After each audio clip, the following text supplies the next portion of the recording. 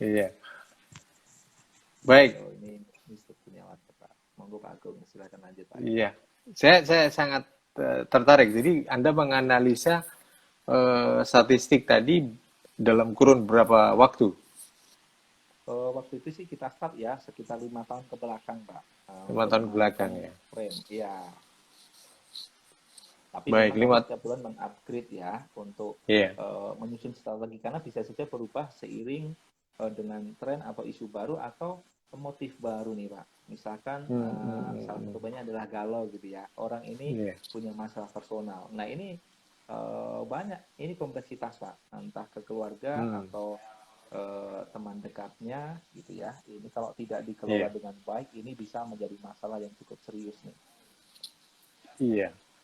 Jadi kalau saya summary ya, yang pertama tadi setelah Anda lakukan analisa statistik kecelakaan, kemudian di breakdown kenapa bisa terjadi kecelakaan dan root cause-nya adalah fatigue nomor satu, yang kemudian dilakukan corrective action, improvement-nya adalah pertama adalah untuk menganalisa time frame fatigue itu kecelakaan itu terjadi di waktu mana ya, jam-jam berapa ya. Ya, Kemudian yang kedua tadi apa?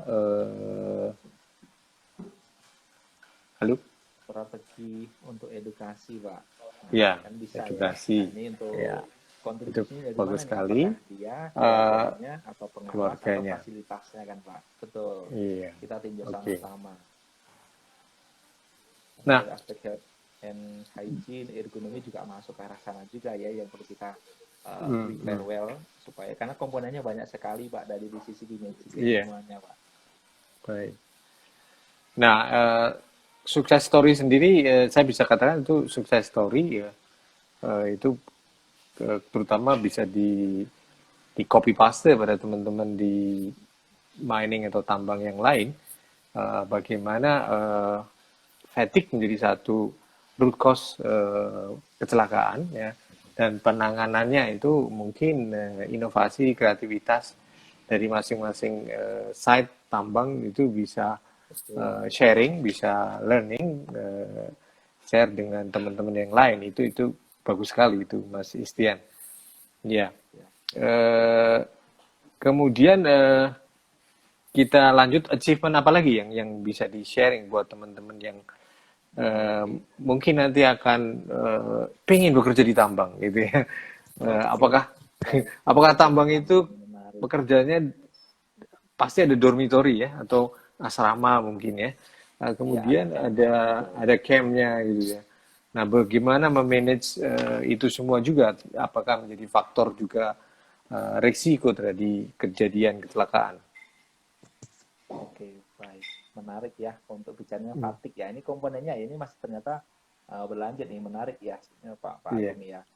Komponennya salah satunya adalah nutrisi gitu ya. Nah, nutrisi Hmm. ini harus kita kelola dengan baik supaya bisa eh, running well dalam artian faktor makanan ini kan ada beberapa ya. Kalau dari pandang saya belajar tentang kesehatan tuh ada, jangan sampai kalau nanti masuk malam ia mengandung kadar gula tinggi ya, yang pedas-pedas Iya. dan segala macam, ini bisa muncul efek yang lain-lain gitu ya. Sedikit izin menapa, ini ada Pak Joko, ada eh, tadi ada Mas Prakoso Zulkifli sama Sabto Pak ya. Polwado ya, sama Iya. Prakoso Sabto ini kebetulan teman sekolah saya, seingat saya ini Pak, Woi, teman mantap. SMA saya kebetulan masih ngelihat face-nya. Selamat malam semuanya. Malam. Oke, kita Ya kembali ke sama menu di tadi ya Klaten Pak ya. ya. Iya, Iya betul Pak. monggo, monggo. Oke, nah, kita kembali ke menu. Nah, menu ini harus disajikan menu yang sehat dalam artian komposisi kalori, kemudian sajian ya. Saya biasanya sih mengontrol dari sudut pandang satu eh, provider catering. Nah, kita perlu Hmm. edukasi standar kalori makanan yang kita tetapkan untuk pekerja ringan, berat, ya untuk siang atau malam. Kita ukur, Pak. Mereka juga membagikan sampel ya, sampel makanan kita pantau. Kemudian selain itu, kalau kurang kita kasih feedback di meeting untuk penanggung jawab pengelolanya catering. Ya kalau lebih Hmm. kita Hmm. juga kasih feedback ya supaya nantinya jangan sampai over.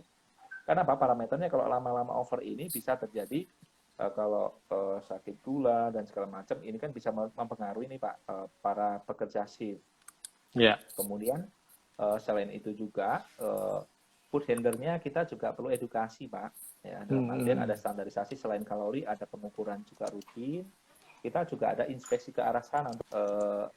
Kalau secara bulanan ada namanya dari sisi ilmunya maintenance ada maintenance planning, tapi kalau di catering adalah perencanaan menu, Pak. Nah, menunya kita bulan ini apa sih? Kita ada komite meeting, Pak, untuk membahas ya. Kadang walaupun ini ada isu-isu juga nih ya. Nah, kita cek bagaimana sih sumbernya didapatkan, pengolahan, transportasi, berapa jarak setelah dimasak gitu ya. Itu juga perlu kita pertimbangkan karena itu sebagai sebuah elemen kesatuan yang tidak bisa dipisahkan untuk memastikan ya bahwasanya pengolahan health and hygiene ini menjadi aspek yang fundamental. Kebayang kalau nanti menunya malam banyak santan dan segala macam, nanti bisa meleleh di tambang ya, banyak gula. Nah, ini risiko yang bisa muncul sewaktu-waktu, Pak. Karena bisa nagih nih, Pak, kalau kurang tidur ataupun ada kita tidak bisa mengelola dengan baik dari sudut pandang aspek kalori ini, termasuk kompetensi tenaga kesehatan ya, health and hygiene-nya, Pak, ada nutritionist-nya, Pak.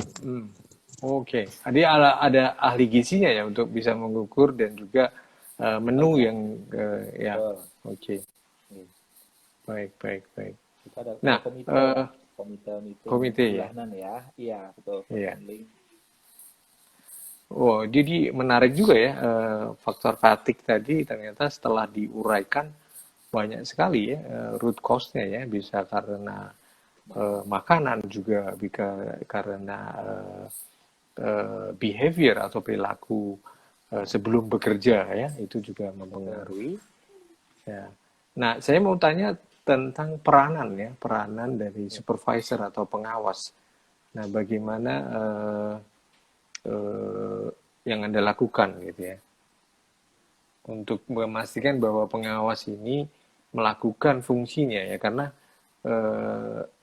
supervisor atau line manager ini perannya sangat penting sekali untuk memastikan timnya mematuhi peraturan perusahaan dan juga mengontrol ketika terjadi fatigue ataupun tadi ada pikiran, ada kegalauan, ada sesuatu yang mengganggu fokus dari para pekerja itu tadi. Oke, baik. Nah, terima kasih. Menarik juga nih untuk kita bahas ya. Oke, yang pertama kalau kita lihat ya, peran pengawas kan jelas nih dari sisi kalau bicaranya di Kementerian SDM ini adalah pengawas operasional pertama, beliau ini adalah orang yang bertanggung jawab terhadap anak buahnya. Kalau fokus operator berarti pengawas operator.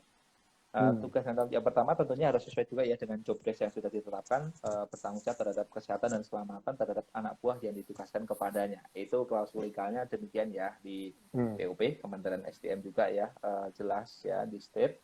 Nah, upayanya apa? Yang pertama saat di awal shift kerja ini melakukan kontrol ya. Yang pertama biasanya kalau awal shift itu melakukan briefing atau safety talk atau morning talk atau P5M, macam-macam istilahnya lah. Nah, di sana memfilter. Kalau bicaranya sistemnya masih manual, maka bisa membuat checklist absensi kehadiran beserta apa, jam tidurnya berapa, fit atau tidak dari sisi kebugaran pribadi, dari sisi mental. Kalau manual, saya pun juga pernah menjalani manual.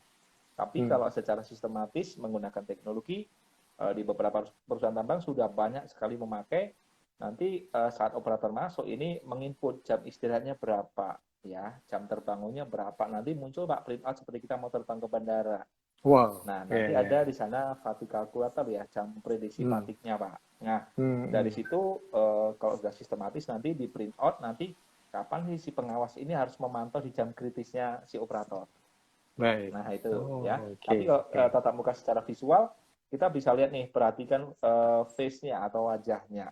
Kalau orang agak bermasalah pastinya beda ya, secara raut wajah. Nah, kita bisa colek nih, Mas, ketemu sama saya sebentar ya setelah briefing awal shift, supaya apa? Tidak malu. Nah, kita harus menilik sisi psikologis, ada gen X, gen Y, gen Z, dan segala macamnya itu ya, ada generasi kolonial. Nah, kita tidak bisa pukul rata, Pak.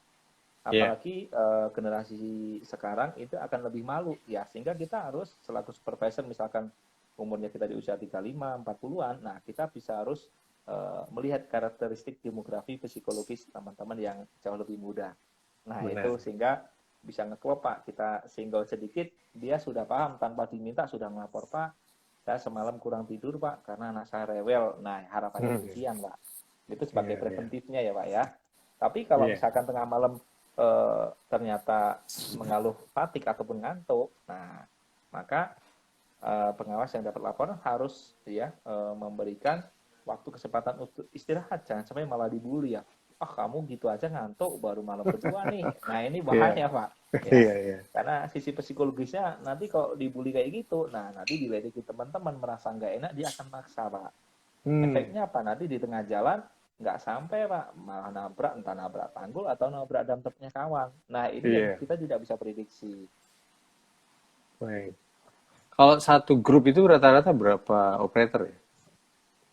Tergantung ya Pak ya settingan ya Hmm. karena masing-masing perusahaan ini punya komposisi tersendiri. Kalau Hmm. saya ambil contoh aja di fleet ya di manage secara umum, satu fleet itu adalah satu excavator untuk loading, kemudian ada beberapa dump truck ya komponennya itu satu fleet. Nah biasanya Hmm. kurang lebih antara 7 sampai 10-an ya tergantung situasi dan kondisi operasionalnya Pak. Hmm. Dan juga Hmm. tentunya standar ya yang dari perusahaan biasanya yang sudah mapan atau sudah settle itu komposisi misalkan excavator kapasitas PC 2000 matriknya dengan jarak tempuh sekian kilo ini sekian dump truck. Nah itu sudah ada hitungan matematikanya Pak. Begitu Pak Hmm. Agung. Baik, Jadi tidak menarik. sama ya komposisinya. Nah, tadi supervisor ataupun POP, pengawas operator pertama ya. Operasional Oh, pertama. operasional pertama. Ya. Eh, Bagaimana mendeteksi karyawan yang melakukan mungkin apa drug ya ataupun obat-obatan ya. Nah, ini Oh, apakah ada policy dari perusahaan untuk memantau ya mungkin ya. minuman keras atau drug dan sebagainya. Ini monitoring bagaimana gitu ya? Apakah ada pemeriksaan dan sebagainya? Ya. Oke, baik ini menarik ya. Kalau dari Ya, landasan untuk perusahaan yang sudah mapan, pastinya punya kebijakan Pak dituangkan ya, dalam tertulis ya. Ada ya. juga berupa memo atau surat dari Kepala Teknik Tambang kalau kita di ownernya tambang. Nah ini ada larangan.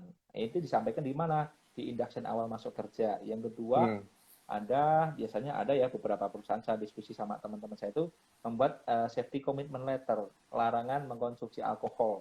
Nah, hmm, jadi nanti jika terjadi suatu kecelakaan terkait dengan pengoperasian kendaraan dan alat bergerak, maka wajib dilakukan alkohol test, Pak. Nah, itu hmm, salah satu untuk screening kalau sudah terjadi, tapi kita komitmenkan di awal. Nah, ya, bagaimana kalau untuk menjaring ya, untuk teman-teman yang bisa jadi ya lagi hilaf ya, imannya lagi hmm, kurang bagus gitu kan, iya, iya. ada random check Pak ya random Oke. check kita bisa belikan alkohol tes ya kita cek secara periodik ataupun random tentunya kita bisa mengatur ya pola demografinya kapan atau mungkin ada lingkungan yang kurang positif kita bisa nih Hmm, atur waktunya atau hmm, kita bisa sampling tidak masalah gitu ya sehingga baik. apa ini untuk mengurangi perilaku yang imannya agak kurang supaya nanti bisa kembali ke jalan yang benar Pak karena memaintain iman juga penting ya Iya, secara psikologis agar kita juga happy ya dan memberikan kontribusi terbaik dalam pekerjaan kita Pak Agung.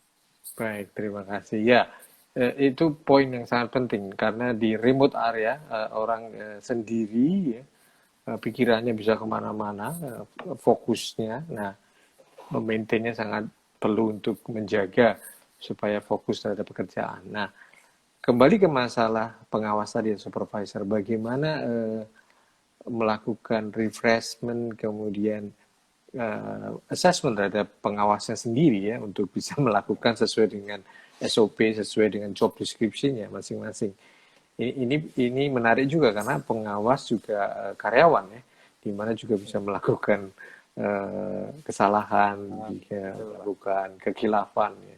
Nah, siapa yang harus saling kalau di dalam safety culture itu ada safety body ya, yang saling bisa mengingatkan di level budaya itu sampai di mana itu. Mungkin bisa di-share, Mas. Baik, menarik ya tentang komunikasi tentang budaya keselamatan. Nah, Hmm. bicara tentang komunikasi ini juga salah satunya karena tadi saya sampaikan di awal tambang ini padat modal, padat karya dan segala macamnya. Salah satu infrastruktur yang harus ada adalah radio komunikasi Pak Agung.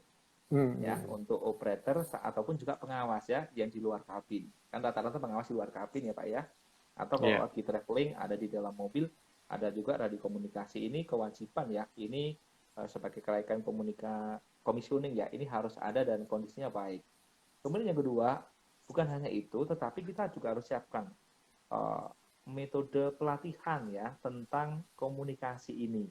Bagaimana tata cara etika berkomunikasi di radio, itu yang pertama.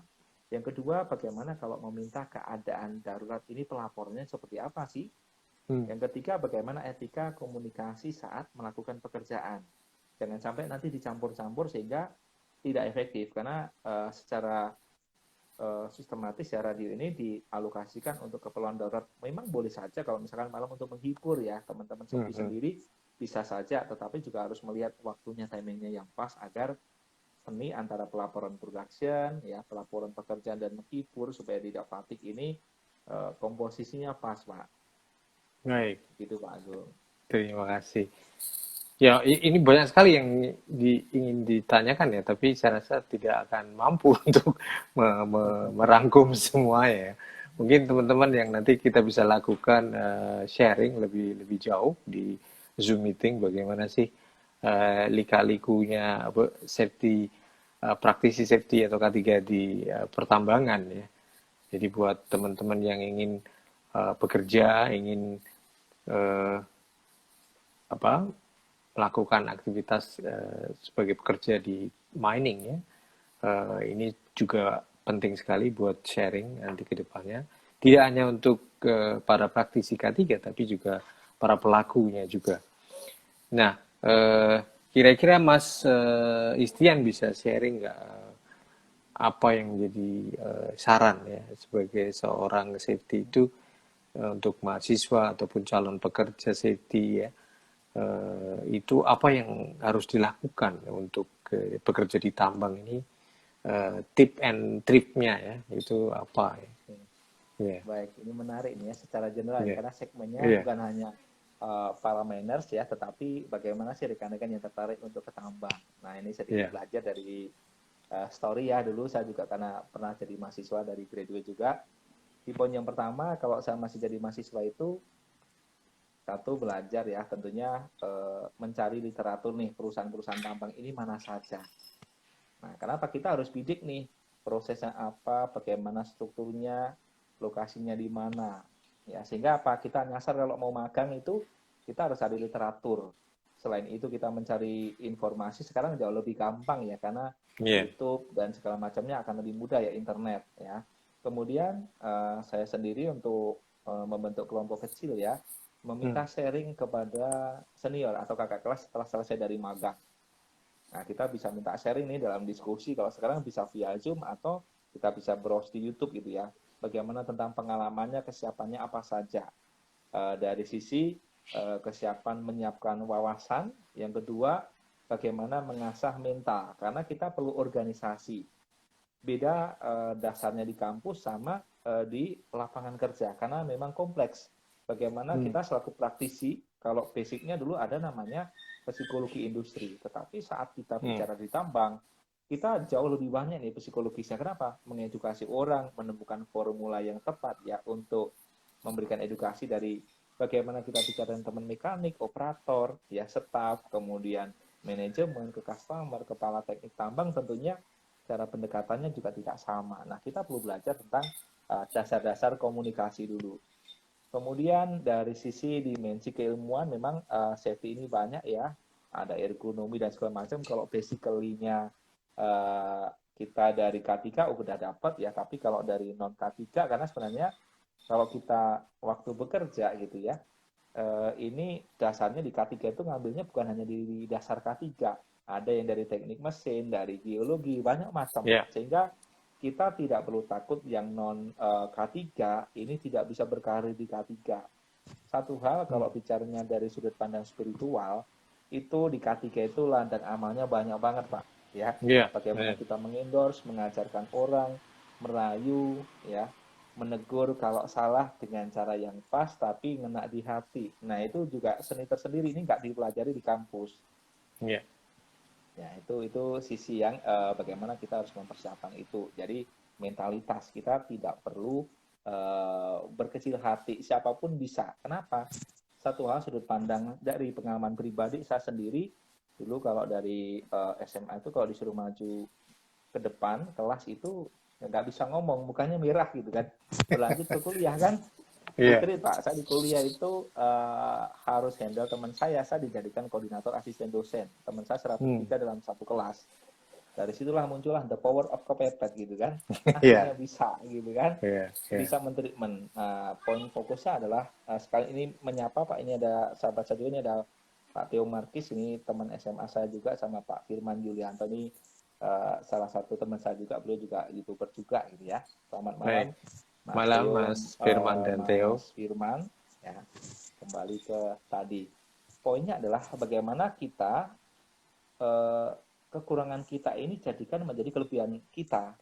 Iya. Jadi tidak ada yang tidak bisa. Kenapa?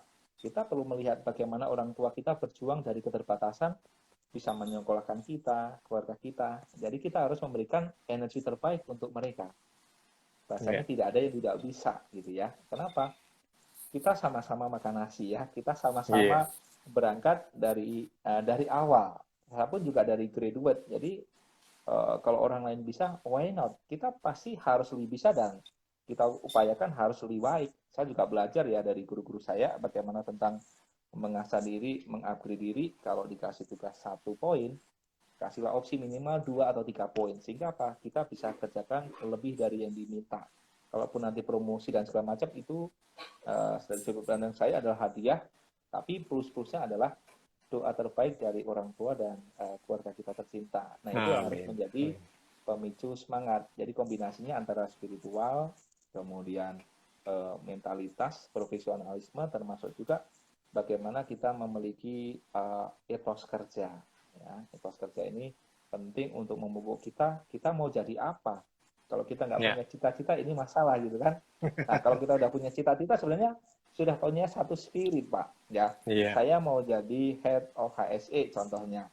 Iya. Apa yang harus saya lakukan? Nah, kita bisa nge-tune up nih ya, kalau bahasanya di perbengkelan ya, di-tune up, Pembengkelan ya. nge-tune up diri kita sendiri ya. Iya. Sama ya, saya waktu dari awal juga berguru ya sama head-nya maintenance, head-nya operation, teman-teman di purchasing. Waktu itu memang meskipun saya masih graduate ya, saya belajar tentang kontrak, tentang safety-nya.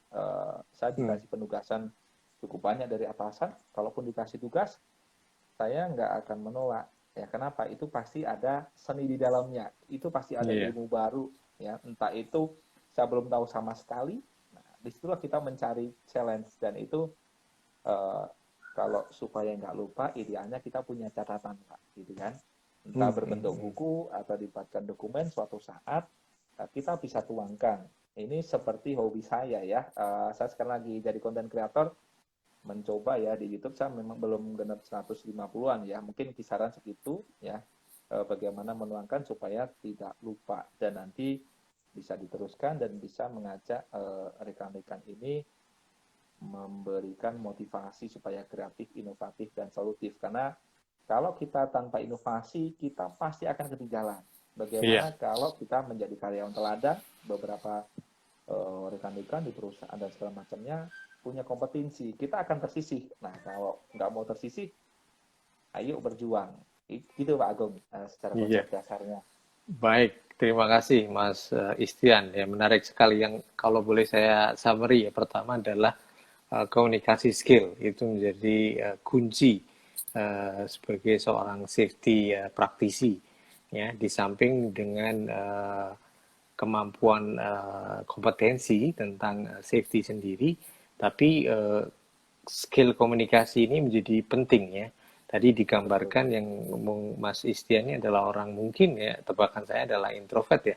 Tapi ketika Ya, kedesak pada suatu keadaan ya, seperti kalau ada, saya selalu menggambarkan itu ketika maling itu terdesak pada dinding tembok, dia akan mengeluarkan energi potensial gitu ya.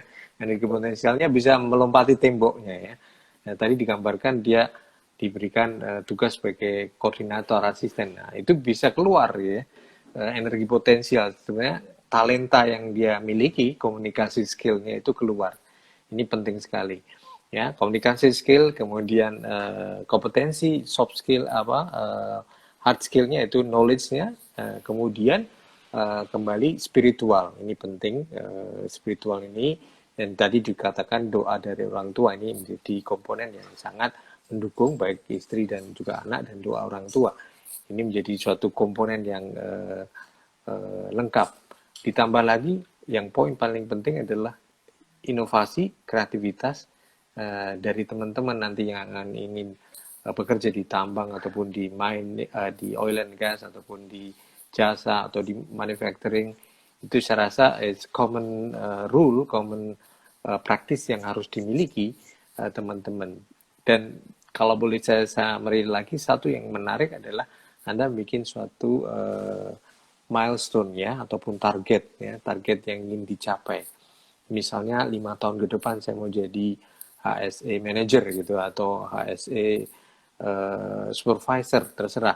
Nah, di sana kemudian ditarik ke sekarang, apa yang harus saya lakukan, ya, apa yang harus saya miliki, apa yang harus saya pelajari, ya, dan tidak selalu menolak assignment atau tugas-tugas dari atasan, dan juga memberikan lebih.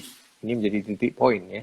Dikatakan tadi promosi, kenaikan pangkat dan sebagainya adalah buah dari kerja keras Anda.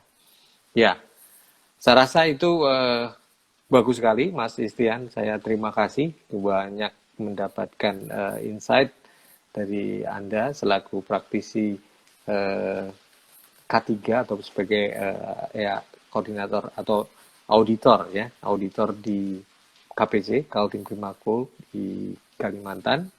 Saya ucapkan banyak terima kasih telah berbagi pengalamannya ya. Bagi teman-teman yang baru join atau baru mengikuti live IG ini, Mbak Istian ini adalah selaku praktisi K3 sebagai auditor di KPC, Kaltim Primakul di Sangatta di Balikpapan sana. Ya, kurang lebih 13 tahun dia bekerja di safety ya, khususnya di mining, dan juga dia sebagai content creator untuk beberapa informasi ataupun edukasi tentang safety di YouTube dan juga IG. Jadi bagi teman-teman yang ingin melihat ataupun mempelajari ilmu yang dia sharing, yang beliau sharing, silahkan pantengin atau buka di YouTube channelnya ya, Istian Wijayanto di YouTube gitu ya Mas ya. Mungkin kita cukupkan bincang-bincang sukses story kita dengan narasumber Mas Istian Wijayanto. Saya ucapkan terima kasih. Ada yang mau di-sharing sebagai closing statement Anda mungkin? Oke, baik. Terima kasih Pak Agung dan rekan-rekan semuanya yang ada di sini ya, ada rekan saya juga ya, sempat ngobrol bareng-bareng juga. Intinya poin yang pertama adalah bagaimana kita akan maju ini tergantung kita, bagaimana pola pikir kita. Harus positif dan harus bisa lebih baik dari hari kemarin. Yang kedua, ya, awali segala sesuatu hal dengan doa terbaik supaya nantinya apa? Bisa menjadi suplemen ya untuk kita kreatif, inovatif dan solutif, tetapi kita pun juga harus sensitif melihat situasi di kita. Apa sih yang kita dengar, apa yang kita rasakan, dan apa sih yang harus kita bisa lakukan untuk melihat situasi itu. Jangan sampai risiko kita biarkan begitu saja dan nanti kita akan menanggung bersama manajemen gitu ya. Kemudian untuk summary tadi diskusi kita, Pak Agung, untuk malam hari ini, saya sudah siapkan ya, in case dalam konteks batik, saya ada kurang lebih 8 video, nanti bisa dilihat jadi playlist saya, akun YouTube saya si Istian Wijayanto, sama sesuai dengan nama saya. Yang lain-lain di sana cukup ada beberapa hal ya, ada on the job safety, keselamatan di luar pekerjaan berisiko tinggi, bagaimana merancang, ya kemudian tentang kajian teknis, kemudian tentang mining ataupun juga training sudah saya siapkan sendiri, termasuk juga sistem ya. Contohnya tips bagaimana sih membuat prosedur tidak sulit, tetapi kita harus memahami alur prosesnya sehingga bisa menjadi satu tahapan yang clear untuk bisa dipahami semua pihak. Itu kurang lebih Pak Agung dari saya. Baik. Mohon maaf kalau ada yang kurang berkenan untuk sesi live IG malam hari ini. Iya. Kembalikan ke Baik. Terima kasih Mas Istianto, Istian Wijayanto, maaf. Banyak sekali ilmu yang kita bisa dapat di malam hari ini. Dan tadi kembali teman-teman yang ingin lebih dalam memahami tentang risiko di pertambangan dan juga root cause analisis dari insiden yang sudah dilakukan oleh Mas Istian, bisa dilihat di YouTube channelnya tentang fatigue. Ya, ternyata fatigue menjadi faktor yang utama terjadinya kecelakaan di tambang. Nah, ini menjadi fokus yang harus dihilangkan ataupun diturunkan ya dari sisi risikonya. Kalau bahayanya tetap ada. Tidak mungkin orang tidak fatigue ya, tetapi risikonya yang harus kita turunkan. Baik, tidak memperpanjang waktu Anda. Terima kasih sekali lagi dan kita akan ketemu mungkin di sesi-sesi yang lain dan saya ucapkan terima kasih Mas Istian dan selamat malam. Sama-sama Pak Yeah. Agung, selamat Yeah. malam. Assalamualaikum warahmatullahi wabarakatuh. Waalaikumsalam warahmatullahi wabarakatuh Yeah. Pak. Terima kasih Pak Agung.